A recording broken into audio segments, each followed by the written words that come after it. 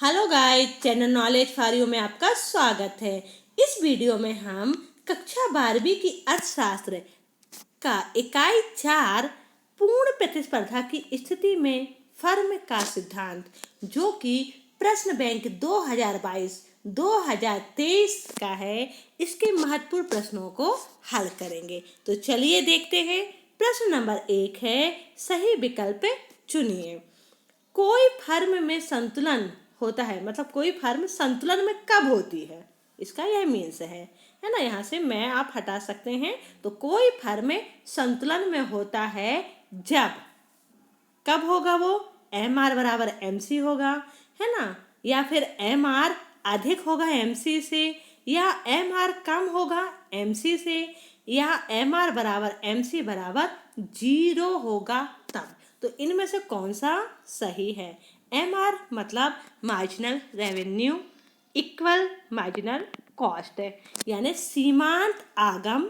आगम मीन्स संप्राप्ति भी होता है, आगम को संप्राप्ति भी कहते हैं। तो जब सीमांत आय बराबर हो सीमांत लागत से, अब यहाँ पर सीमांत शब्द को छोड़ दीजिए, तो यहाँ देखिए आय बराबर लागत, क्या तब एक फर्म संतुलन में होगी?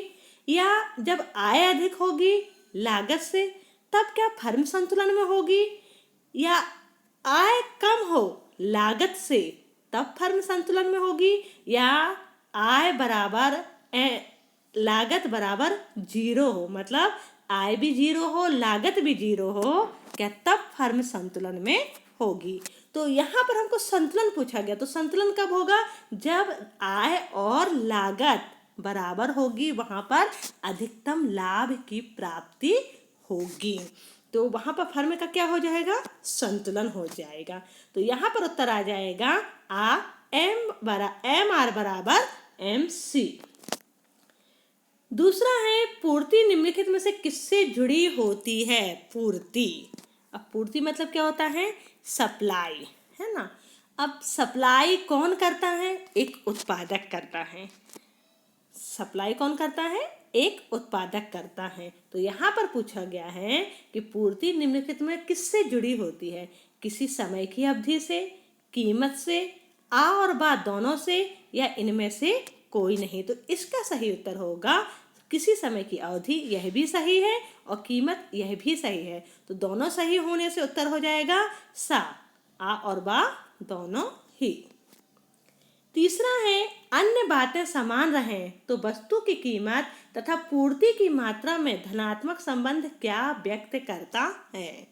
यदि वस्तु की कीमत और पूर्ति की मात्रा कैसी है? धनात्मक है। और धनात्मक संबंध कहाँ पर होता है? धनात्मक संबंध होता है पूर्ति के नियम में। पूर्ति का नियम आप लोग तो जानते ही होंगे ना। पूर्ति का नियम यह कहता है कि जैसे जैसे वस्तु की कीमत बढ़ती है वैसे वैसे पूर्ति भी बढ़ती है, और जैसे जैसे वस्तु की कीमत कम होती है वैसे वैसे वस्तु की पूर्ति भी कम हो जाती है। अगर इसे सरल शब्दों में आप समझ सकते हैं तो इस तरीके से समझिए कि मान लीजिए आप एक उत्पादक हैं, ठीक है, आप उत्पादन कर रहे हैं किन्हीं वस्तु का, तो आप क्या चाहेंगे? अधिकतम लाभ चाहेंगे ना। तो आप अधिकतम लाभ कब प्राप्त करेंगे? जब वस्तु में, जो वस्तु होती है उसकी कीमत मार्केट में अधिक होगी। यदि वस्तु की कीमत मार्केट में अधिक है तो आपको लाभ भी अधिक प्राप्त होगा। अब जब लाभ चाहिए है, अधिक लाभ चाहिए है, तो आप वस्तु की सप्लाई ज़्यादा करेंगे, है ना, मतलब पूर्ति ज़्यादा करेंगे। कब करेंगे? जब कीमत अधिक होगी। कीमत अधिक हुई तो आप पूर्ति ज़्यादा कर रहे हैं। कीमत अगर कम हो जाएगी तो पूर्ति आप क्या कम करेंगे? कम कर देंगे। क्यों? क्योंकि यदि आप कम कीमत पर वस्तु की सप्लाई करेंगे या पूर्ति करेंगे तो आपको हानि यानी कि घाटा होना शुरू हो जाएगा। ठीक, तो पूर्ति और कीमत में हमेशा धनात्मक संबंध होता है, और यह हमें पूर्ति का नियम बताता है। पूर्ति में कमी के निम्नलिखित में से कौन से कारण हैं? पूर्ति में कमी के ऐसे कौन कौन से कारण हैं? क्या कारण हैं जिनके कारण एक उत्पादक पूर्ति कम कर देता है? तो उत्पादन लागत में वृद्धि, अगर लागत में वृद्धि होगी तो क्या करेंगे? पूर्ति तो कम करना पड़ेगी, क्योंकि लागत लग रही है, और आय कम होगी तो हानि होगी। स्थानापन्न वस्तुओं की कीमतों में वृद्धि, ये भी सही है। उद्योग में फर्मों की संख्या में कमी। यदि उद्योग में फर्मों की संख्या कम होगी तो वस्तुओं का उत्पादन कम होगा, वस्तु का उत्पादन कम होगा तो पूर्ति कम होगी। तो हम कह सकते हैं कि पूर्ति की कमी में कौन सा कारण हो गया? उपर्युक्त सभी तीनों कारण पूर्ति की कमी को दर्शाते हैं। पांचवा है, वस्तु की उस मात्रा को क्या कहते हैं जिसे विक्रेता निश्चित समय, बाजार तथा कीमत पर बेचने के लिए तैयार हो। अब यहाँ बेचने की बात की जा रही है और बेचना मतलब होता है पूर्ति करना, तो उत्तर हो जाएगा पूर्ति। यदि किसी वस्तु की कीमत में 40% की वृद्धि हो परंतु पूर्ति में केवल 15% की वृद्धि हो, ऐसी वस्तु की पूर्ति होगी। कैसी होगी वो वस्तु? बिलोचदार होगी। औसत आगम इसके समान है। किसके समान होता है? औसत आगम।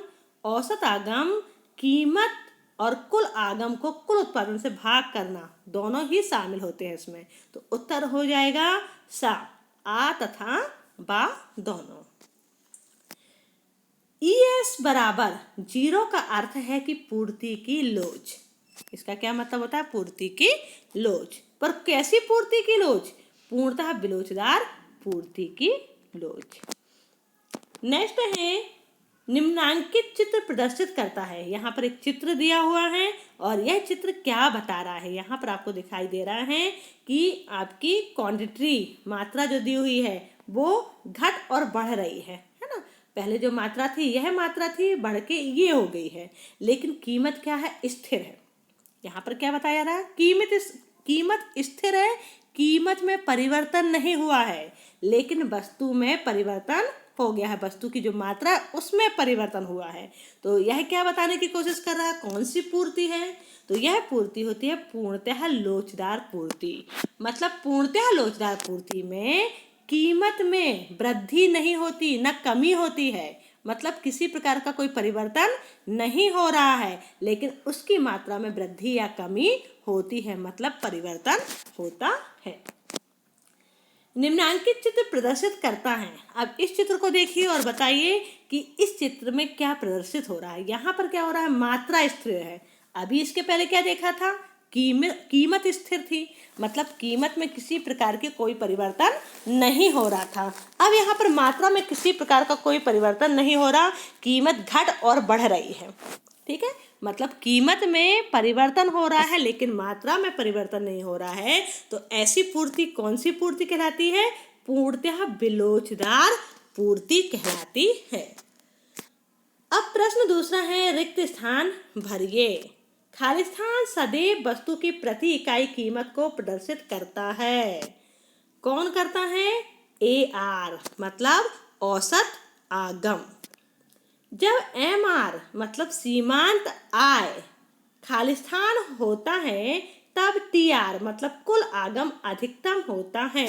तो MR कैसा होगा? 0 होगा, मतलब शून्य होगा। कम कीमत पर पूर्ति स्टॉक से खाली होती है। तो जब कम कीमत होगी तो पूर्ति कैसी होगी? वह भी कम होगी। स्टॉक से हम कम माल निकालेंगे। भाई जब कीमत कम है मार्केट में तो क्या करेंगे? वस्तु को भी हम है ना स्टॉक में ही रखना पसंद करेंगे, लेकिन कम कीमत पर बेचना पसंद नहीं करेंगे। पूर्ति का नियम कीमत एवं वस्तु की पूर्ति के बीच खालिस्तान संबंध बताता है। तो कैसा संबंध होता है? धनात्मक या सीधा संबंध। दोनों से कुछ भी लिख सकते हो, चाहे तो लिख दो सीधा संबंध होता है या फिर लिख सकते हो धनात्मक संबंध होता है। सामान्य वस्तुओं के लिए पूर्ति वक्र खालिस्तान ढाल वाला होता है, बढ़ते ढाल वाला होता है। कैसा होता है? बढ़ते ढाल वाला होता है। पूर्णतः खालिस्तान पूर्ति वक्र बाई अक्ष के समांतर होता है। तो पूर्णतः पूर्ति वक्र बिलोचदार, इसका उत्तर क्या हो जाएगा? बिलोचदार। अति अल्पकाल में पूर्ति पूर्णतः खालिस्तान होती है, अति अल्पकाल में पूर्ति बिलोचदार होती है। दूध जैसी वस्तु के लिए पूर्ति लोच खालिस्तान होगी। दूध कैसी चीज है? बिल्कुल अनिवार्य चीज है ना। तो इसके लिए पूर्ति लोच कैसी होगी? शून्य होगी। पूर्ति की कीमत लोच खालिस्तान प्रकार की होती है। पूर्ति की कीमत लोच 5 प्रकार की होती है। पूर्ण प्रतियोगिता एक खालिस्तान स्थिति होती है। तो पूर्ण प्रतियोगिता एक काल्पनिक स्थिति होती है। अब है सही जोड़ियां बनाइए। सॉरी। खंड आ दिया हुआ है पूर्ण प्रतियोगिता। तो पूर्ण प्रतियोगिता में क्या होता है? क्रेता और विक्रेता की अधिकता पाई जाती है। तो इसका उत्तर कहाँ पर हो सकता है? क्रेता और विक्रेता की अधिक। यहाँ पर लिखा हुआ क्रेता एवं विक्रेता अधिक होते हैं। औसत संप्राप्ति मतलब औसत आगम AR, इसका उत्तर हो जाएगा ला AR। कुल लाभ कैसे निकालते हैं? कुल लाभ को निकाला जाता है कुल उत्पादन बराबर कुल आगम माइनस कुल लागत, मतलब TP बराबर TR माइनस TC। ठीक, तो उसे क्या कहेंगे? कुल लाभ। एक कुल लाभ का सूत्र भी होता है।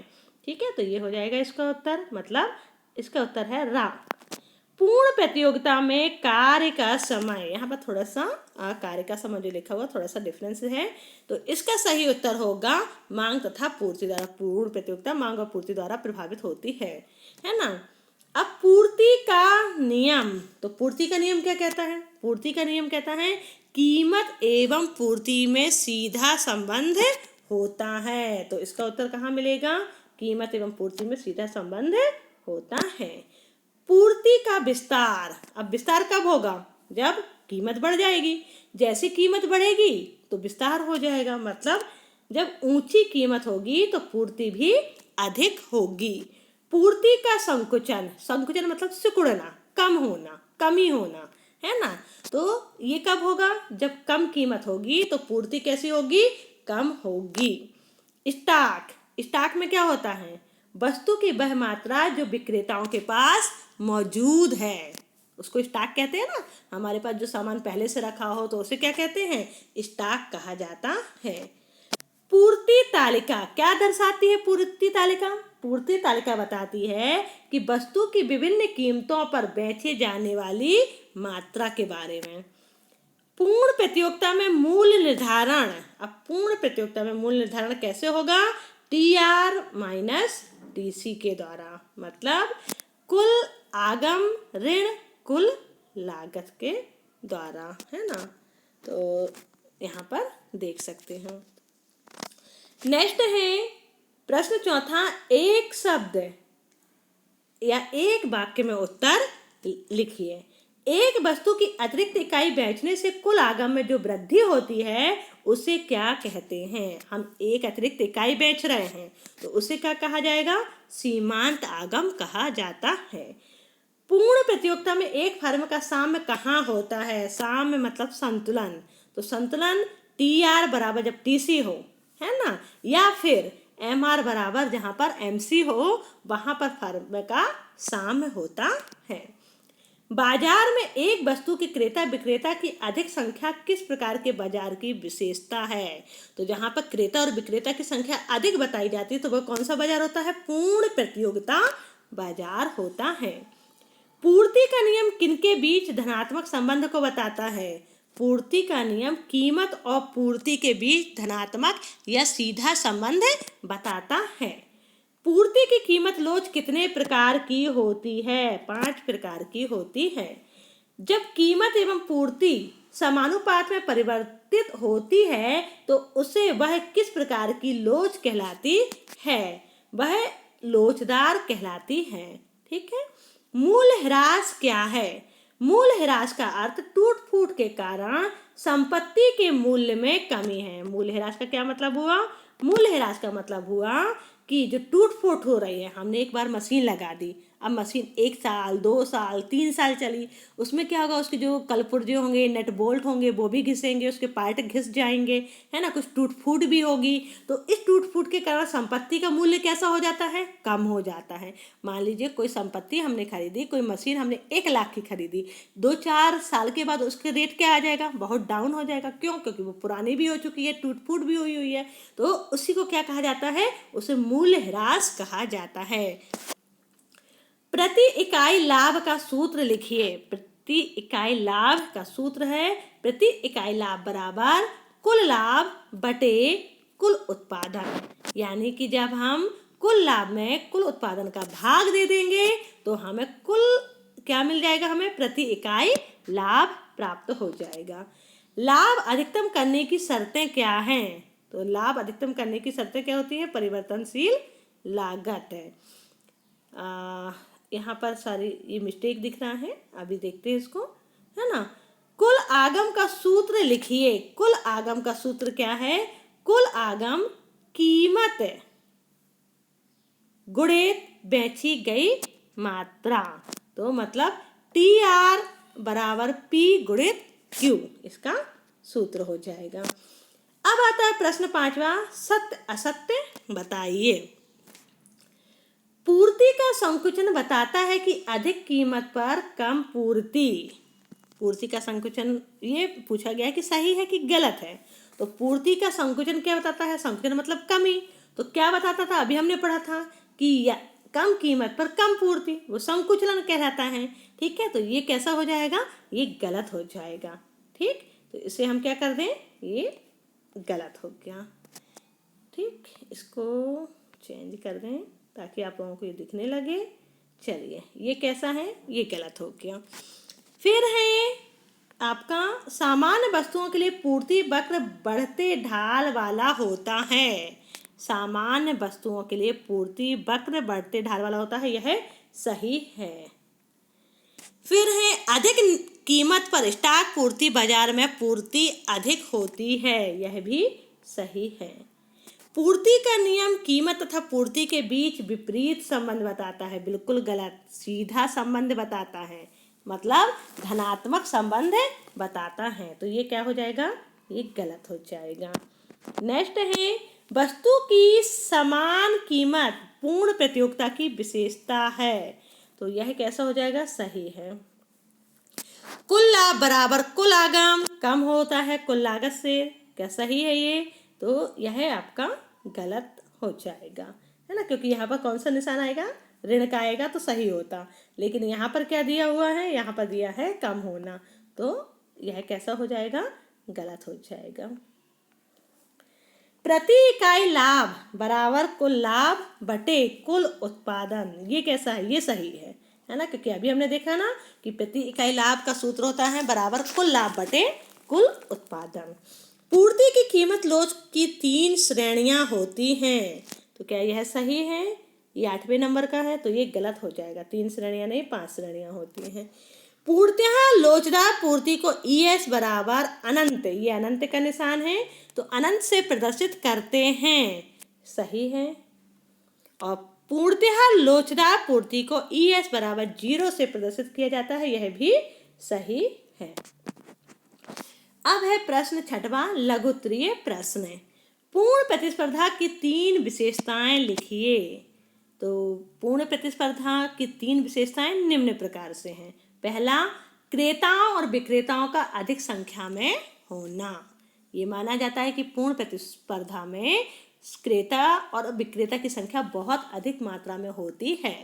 दूसरा है समरूप वस्तु है। समरूप मतलब एक जैसी वस्तु। अब क्या है, इतना कंपटीशन है, इतना प्रतियोगिता है, तो जितना भी लोग हैं वो एक जैसी वस्तुओं को रखे हुए हैं, है ना। रंग, रूप, मूल्य वगैरह सब उनका कैसा होता है? एक जैसा होता है, तो उन वस्तुओं को कहा जाता है समरूप वस्तु। तीसरा है फर्मों का स्वतंत्र प्रवेश व बहिर्गमन। मतलब इसमें माना जाता है कि फर्म कभी भी आ जाएं, कभी भी चली जाएं, मतलब पूर्ण रूप से वो स्वतंत्र होती हैं। कभी भी हम दुकान खोल लें, कभी अपनी बंद कर लें, इस तरीके से माना जाता है। बाजार का पूर्ण ज्ञान, ये भी माना जाता है कि जो क्रेता और विक्रेता है उन्हें बाजार का पूरा ज्ञान होता है। ये पूर्ण प्रतियोगिता या पूर्ण प्रतिस्पर्धा में माना जाता है। उत्पत्ति के साधनों में पूर्ण गतिशीलता, जो उत्पत्ति के साधन है तो यहाँ से वहाँ, वहाँ से यहाँ हम उन्हें ले जा सकते हैं, मतलब वो गतिशील होते हैं, ये मान के चलते हैं। ये हो गई इनकी 5 विशेषता। इनमें से आप कोई भी 3 विशेषताएं परीक्षा में लिख सकते हैं। दूसरा है पूर्ण प्रतिस्पर्धा एक काल्पनिक स्थिति है, समझाइए। ठीक, तो अभी हमने क्या देखा, इसकी विशेषताओं को देखा, तो इसी से हम इस प्रश्न को हल कर सकते हैं। तो पूर्ण प्रतिस्पर्धा को एक काल्पनिक स्थिति इसलिए कहा जाता है कि इसमें क्रेताओं और विक्रेताओं का अधिक संख्या में होना संभव नहीं है। ये क्या मानता है पूर्ण प्रतिस्पर्धा या पूर्ण प्रतियोगिता, क्या मानता है कि क्रेता और विक्रेता की संख्या अधिक होती है, लेकिन ऐसा होना संभव नहीं है। और साथ में ये क्या मानता है कि वस्तुएं कैसी होती हैं, समरूप होती हैं, मतलब बिल्कुल सेम, एक जैसी, एक ही पैकिंग, एक ही रंग, रूप, कलर, क्वालिटी, क्वांटिटी, सब कुछ एक जैसा, तो ये भी संभव नहीं है।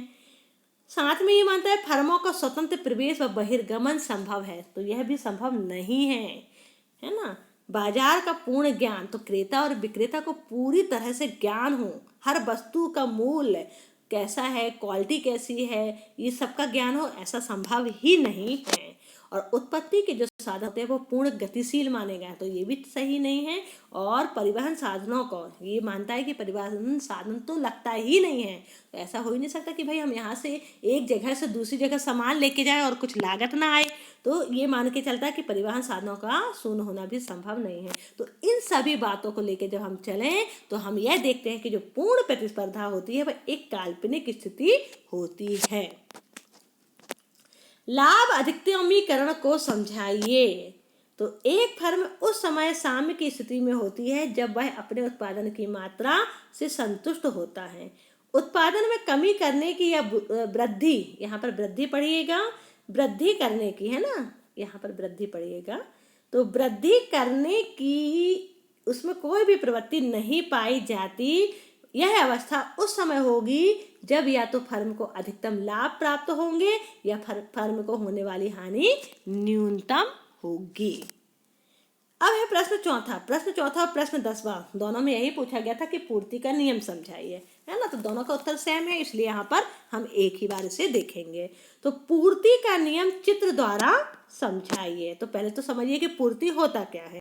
यदि अन्य बातें समान रहें तो किसी वस्तु या सेवा की कीमत में वृद्धि होने से उसकी पूर्ति में वृद्धि हो जाती है ना। मतलब कीमत बढ़ा तो पूर्ति भी बढ़ी, तथा उस वस्तु या सेवा की कीमत में कमी होने से उसकी पूर्ति में कमी हो जाती है। मतलब कीमत में कमी, पूर्ति में भी कमी। ठीक है, यहाँ पर देख सकते हो आप। मान लीजिए कि कोई वस्तु है जिसकी प्राइस 2 रुपये है, ठीक है, तो कितनी यूनिट है या कितनी मात्रा को हम, कितनी क्वांटिटी लेंगे हम उस वस्तु की, एक मात्रा का ही सप्लाई करेंगे, पूर्ति करेंगे। क्यों? कीमत कम है तो हम मार्केट में अपनी वस्तु को उतारेंगे ही नहीं, क्योंकि हमें ज़्यादा लाभ नहीं होगा। अब कीमत बढ़ रही है, बढ़ के 4 हो गई है, तो हम वस्तुओं को भी बढ़ा देंगे, 1 से कितनी कर देंगे, 2 इकाई कर देंगे। अब कीमत बढ़ के 6 हुई तो हम क्या करेंगे, इकाई जो है मात्रा है उसको भी बढ़ा देंगे, और कीमत बढ़ के जब 8 हो जाएगी तो वस्तु की मात्रा बढ़ाकर 4 कर देंगे। तो इन सभी पॉइंट्स को जब आप जोड़ेंगे तो हमें ये क्या प्राप्त हो जाएगा, यह सप्लाई कर्व या पूर्ति वक्र प्राप्त हो जाएगा। ये एस रेखा हो जाएगी। ठीक है, मतलब यह चित्र आपको यह बता रहा है कि यदि कीमत में वृद्धि होती है तो पूर्ति में वृद्धि होगी, कीमत में कमी होगी तो पूर्ति में भी कमी होगी। एक फर्म की पूर्ति वक्र को निर्धारित करने वाले 3 तत्वों को लिखिए। तो पहला तत्व है वस्तु की कीमत। वस्तु की कीमत के द्वारा ही फर्म की जो पूर्ति वक्र होती है वो निर्धारित होती है कि कीमत कैसी है। उत्पादन के साधनों की कीमत कैसी है, मतलब लागत कितनी आने वाली है, और तकनीकी स्तर क्या है। छठवां प्रश्न है बाजार पूर्ति वक्र किसे कहते हैं, समझाइए। तो बाजार पूर्ति वक्र वह वक्र है जो विभिन्न कीमतों पर बाजार की सभी फर्मों द्वारा की गई कुल पूर्ति को प्रकट करता है। ठीक, फिर है पूर्णतः विलोचदार पूर्ति को चित्र की सहायता से समझाइए। यहाँ पर चित्र के द्वारा समझाना है कि पूर्णतः विलोचदार पूर्ति किसे कहते हैं। तो पहले ये देख लेते हैं, जब कीमत में काफी परिवर्तन आने पर भी पूर्ति में कोई परिवर्तन ना आए। मतलब क्या हो कि कीमत में परिवर्तन हो रहा है, कीमत में क्या हो रहा है, परिवर्तन हो रहा है। इस चित्र में देख सकते हो कीमत ये था, बढ़ के ये हो गया, ठीक है, लेकिन वस्तु की पूर्ति में किसी प्रकार की कोई भी परिवर्तन नहीं हो रहा। यहाँ पर वस्तु की पूर्ति स्थायी है, मतलब पूर्ति ना तो घट रही है और ना ही बढ़ रही है, जबकि कीमत घट और बढ़ रही है। मतलब कीमत में परिवर्तन हो रहा है लेकिन मात्रा में परिवर्तन नहीं हो रहा है, पूर्ति में परिवर्तन नहीं हो रहा है, तो उसे पूर्णतः लोचदार पूर्ति कहा जाएगा। ठीक, अब है आपका पूर्णतः लोचदार पूर्ति को चित्र की सहायता से समझाइए। तो यहाँ पर हम देखेंगे कि जब कीमत में थोड़ा परिवर्तन हो जाए, कैसा परिवर्तन हो, कीमत में थोड़ा परिवर्तन होने पर पूर्ति भी शून्य हो जाती है, तो वस्तु की पूर्ति पूर्णतः लोचदार कही जाती है। ठीक है, यहाँ पर चित्र के द्वारा आप समझ सकते हैं। औसत संप्राप्ति तथा सीमांत संप्राप्ति को समझाइए। तो किसी वस्तु की बिक्री से प्राप्त होने वाली प्रति इकाई संप्राप्ति ही औसत संप्राप्ति कहलाती है। औसत संप्राप्ति मतलब औसत आगम। और फर्म द्वारा अपनी उत्पादित वस्तु की एक इकाई कम या अधिक बेचने से कुल संप्राप्ति में जो परिवर्तन होता है तो उसे सीमांत संप्राप्ति कहते हैं। सामान्य लाभ किसे कहते हैं? ऐसा लाभ स्तर जो फर्म की स्पष्ट लागतों तथा अवसर लागतों को पूरा कर सके सामान्य लाभ कहलाता है। असामान्य लाभ का अर्थ स्पष्ट कीजिए। जब कोई कंपनी सामान्य से अधिक लाभ कमाती है, असामान्य लाभ कहलाता है। बाजार पूर्ति वक्र किसे कहते हैं? तो बाजार पूर्ति वक्र उस मात्रा को प्रदर्शित करता है जिसे विभिन्न दी हुई कीमतों पर सभी फर्में पूर्ति करने को तैयार रहती हैं।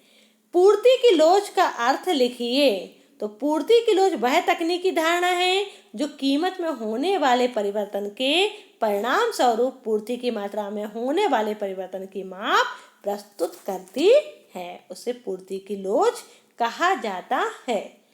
पूर्ण प्रतियोगिता बाजार किसे कहते हैं? पूर्ण प्रतियोगिता बाजार से तात्पर्य उस बाजार से है जिसमें क्रेताओं और विक्रेताओं की संख्या की कोई सीमा नहीं होती। फलतः कोई भी उत्पादक यानी कि विक्रेता बाजार में वस्तु की कीमत पर प्रभाव नहीं डाल सकता।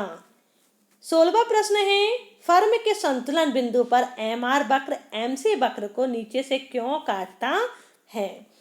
तो सभी बाजार स्थितियों में एमआर वक्र एमसी वक्र को नीचे से काटता है, वही फर्म की संतुलन स्थिति निर्धारित होती है। मतलब जहां पर एमआर वक्र एमसी वक्र को क्या करेगा, नीचे से काटेगा, तो उसे क्या कहा जाएगा? उसे संतुलन की स्थिति कहा जाएगा। ये आपका एमसी वक्र हो गया और ये आपका एमआर वक्र हो गया, है ना। तो यहाँ पर बोला गया है कि कौन सी स्थिति ना होगी, वो संतुलन की स्थिति होगी। क्यों होगी? क्योंकि इस संतुलन स्थिति के आधार पर फर्म के उत्पादन मूल्य तथा लाभ या हानि की स्थिति ज्ञात होती है। संतुलन स्तर का निर्धारण वहां होगा जहां फर्म को अधिकतम लाभ की प्राप्ति होगी, जैसे एमसी बराबर एमआर के तथा एमसी एमआर वक्र को नीचे से काटे तो फर्म को सर्वाधिक लाभ की प्राप्ति होती है। पूर्ति की लोच को कौन से घटक प्रभावित करते हैं? तो पूर्ति की लोच को प्रभावित करने वाले निम्न घटक हैं। पहला है समय अवधि, दूसरा है वस्तु की प्रकृति, तीसरा है प्राकृतिक अवरोध, चौथा है उत्पादन लागत, पांचवा है उत्पादन की तकनीक, छठवां है उत्पादन की जोखिम सहन करने की शक्ति, उत्पादक की, यहाँ पर उत्पादक की जोखिम सहन करने की शक्ति, प्रयोग किए जाने वाले आगतों की प्रगति, आगत मतलब साधन हो जाएंगे, उनकी प्रकृति, उनका नेचर कैसा है, और उत्पादक की अभिरुचि एवं योग्यता। ये सारे घटक पूर्ति की लोच को क्या करते हैं? प्रभावित करते हैं। फिर है प्रश्न 18वां, पूर्ति की कीमत लोच की विभिन्न श्रेणियों को रेखा चित्र द्वारा स्पष्ट कीजिए, है ना। और 19वां है उत्पादन अवधि जितनी अधिक होगी वस्तु की पूर्ति उतनी ही अधिक लोचदार होगी, कैसे? इन दोनों प्रश्नों को हम अन्य वीडियो में समझ लेंगे। इस अन्य वीडियो की जो लिंक होगी वह मैं डिस्क्रिप्शन बॉक्स में डाल दूंगी, उससे देखकर आप इसे समझ सकते हैं। एक पूर्ण प्रतियोगिता बाजार में फर्म कीमत स्वीकार होती तो समझाइए, कैसे होती है वो समझाना है। तो एक फर्म को मूल स्वीकारक फर्म तभी माना जाएगा जब वस्तु की कीमत बाजार मांग और बाजार पूर्ति की शक्तियों द्वारा निर्धारित होती है और फर्मों द्वारा इस मूल्य पर कितनी भी वस्तुओं का विक्रय किया जा सकता है एवं कोई भी फर्म कीमत को प्रभावित नहीं कर सकती। इसके कारण है, पहला, विक्रेताओं एवं क्रेताओं की बड़ी संख्या जो बाजार की पूर्ति को प्रभावित नहीं कर सकते।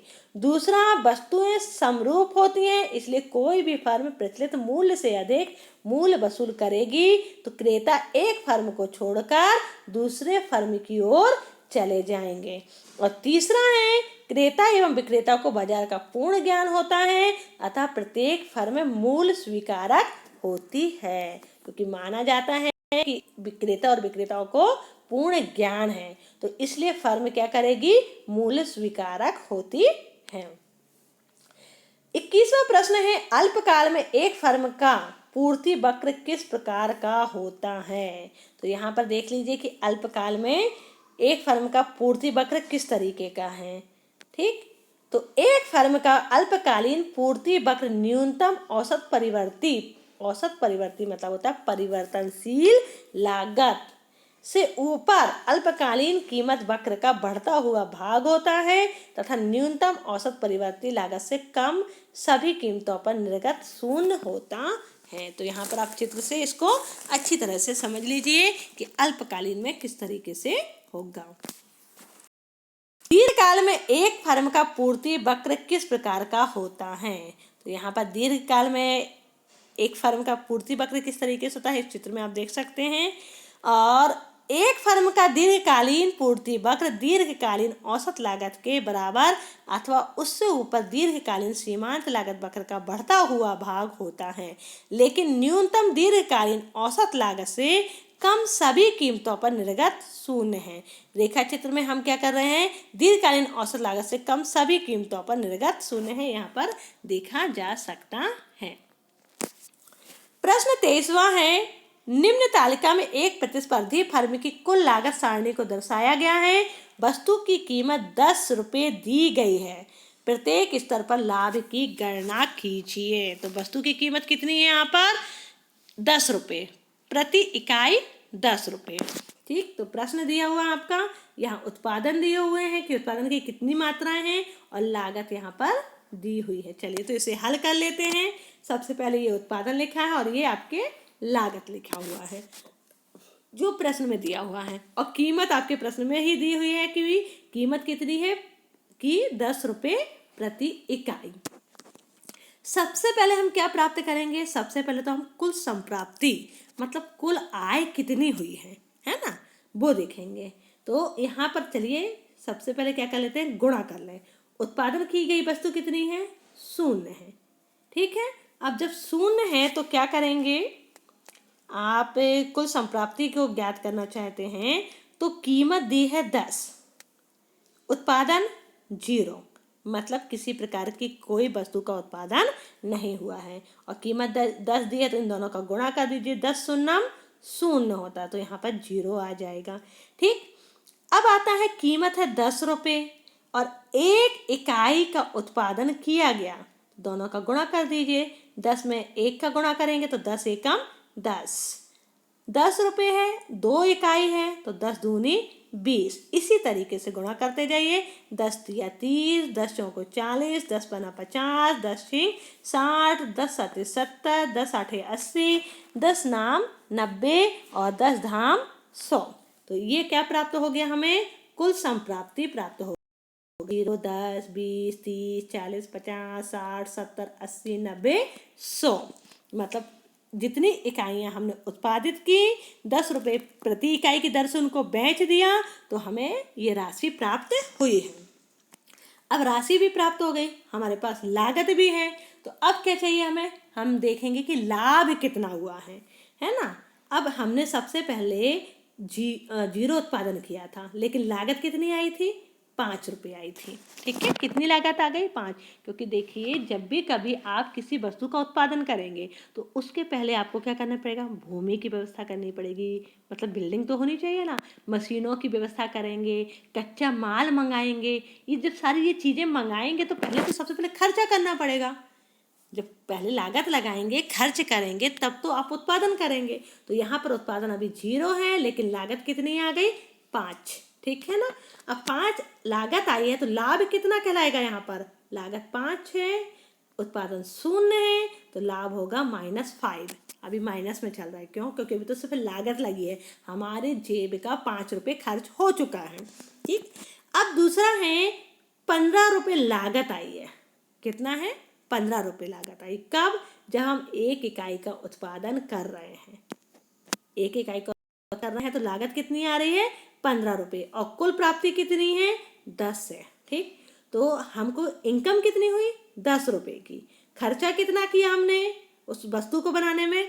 15 रुपये। तो अभी भी हमारा लाभ कैसा है? -5। क्यों? 10 में से 15 घटा दीजिए तो कितना बचेगा? -5, ऋण 5 बचेगा।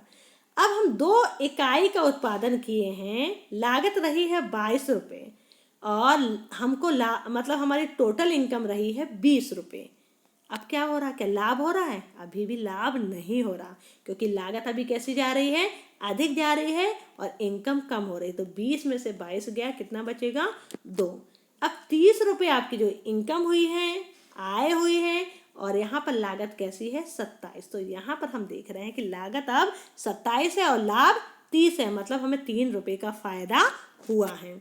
अब यहाँ पर देखिए 31 लागत है, 40 है, तो 9 रुपये का। इसी तरीके से 50 में से 38 गया, 12, 60 में से 49 गया, 11, 70 में से 63 गया, 7, 80 में अब देखिए यहाँ पर क्या हो रहा है? क्योंकि मशीनें घिस गई हैं, है ना। ठीक, काम करते करते मशीनें घिस भी जाती है ना। तो अब क्या हो रहा है? हमने 80 रुपये का लागत कितनी आई? 81 रुपये। तो 1 रुपये का हमको घाटा शुरू हो गया। 90 रुपये, यहाँ 101 लागत आई तो 11 रुपये का घाटा हो रहा है, हानि हो रही है। 100 रुपये की इनकम हो रही है, जबकि लागत हमारी 123 आ रही है, मतलब ऋण 23 की हमें हानि हो रही है। तो यहाँ पर यही पूछा गया था कि प्रत्येक स्तर पर लाभ की गणना करना है, तो ये आपका उत्तर हो गया। मतलब कुल संप्राप्ति में से लागत को आप घटा दीजिए तो आपको लाभ की स्थिति प्राप्त हो जाएगी। प्रश्न 24वां है, निम्न तालिका में एक प्रतिस्पर्धी फर्म की कुल संप्राप्ति तथा कुल लागत सारणियों को दर्शाया गया है। प्रत्येक उत्पादन स्तर पर लाभ की गणना कीजिए। यहाँ पर भी हमको क्या करना है? लाभ की गणना करनी है। बेची गई मात्रा यहाँ पर दी हुई है, और यहाँ पर कुल संप्राप्ति दी हुई है, पहले से ही हमें कितना इनकम हुई है वो दी हुई है। कुल लागत भी यहाँ पर दी हुई है। तो हम जानते हैं कि हमें लाभ की स्थिति निकालना, तो हमें क्या करना पड़ेगा? कुल लागत में से, जब मतलब हम जितना अपने जेब से लगा रहे हैं और हमें कितना मिल रहा है उसमें से घटा देंगे। तो घटा दीजिए। तो 0 में से 5 गया, कितना बचेगा? ऋण 5। 5 में से 7 घटा दीजिए, ऋण 2। 10 में से 10 गया, 0। 15 में से 12 गया, 3। यहाँ लाभ की स्थिति बनने लगी है ना। 20 में से 15 गए, 5। 25 में से 23 गए, 2। अब लाभ घट रहा है। 30 में से 33 गए, ऋण 3। यहाँ हानि की स्थिति उत्पन्न हो रही है। और 35 में से 40 गए तो ऋण 5। इस तरीके से ये जो हो गया इसका हल हो गया। फिर है पूर्ण प्रतियोगिता बाजार में निम्नलिखित का प्रभाव स्पष्ट कीजिए। बड़ी संख्या में विक्रेता, और दूसरा है समरूप उत्पाद, है ना। तो इसका उत्तर देख लेते हैं। बड़ी संख्या में विक्रेता, सबसे पहले इसे देख लेते हैं। तो विक्रेताओं की बाजार में अधिक संख्या पूर्ण प्रतियोगिता की सबसे पहली विशेषता होती है। ये माना जाता है ना कि जो पूर्ण प्रतियोगिता है उसमें विक्रेता और क्रेता कैसे होते हैं? अधिक मात्रा में होते हैं। बाजार में क्रेताओं एवं विक्रेताओं की संख्या इतनी अधिक होनी चाहिए कि कोई भी क्रेता या विक्रेता अकेले वस्तु की कीमत को प्रभावित करने की दशा में ना हो। तो पूर्ण प्रतियोगिता की पहली शर्त ये होती है कि क्रेता और विक्रेता की संख्या बहुत ही अधिक मात्रा में होनी चाहिए। दूसरा है समरूप उत्पाद। तो पूर्ण प्रतियोगिता की दूसरी विशेषता यह है कि विभिन्न फर्मों द्वारा उत्पादित वस्तुओं में समरूपता का गुण होता है और उत्पादन में समरूपता होने के कारण विक्रेता बाजार में प्रचलित मूल्य से अधिक कीमत नहीं ले सकता। तो यहाँ पर बोला गया कि वस्तु एक जैसी, एक रंग एक रूप की होंगी, है ना, एक ही आकार की होंगी, उनका कीमत एक जैसा होगा, तो उन वस्तुओं में क्या होगा, प्रचलित जो मूल्य होगा उससे अधिक ना तो ना विक्रेता ले सकता है और न क्रेता उसको में घटा सकता है। मतलब जो मूल्य फिक्स हो गया, मतलब जो रेट फिक्स हो गया, उसमें ही क्रेता और विक्रेता को क्या करना पड़ेगा, लेना और देना पड़ेगा।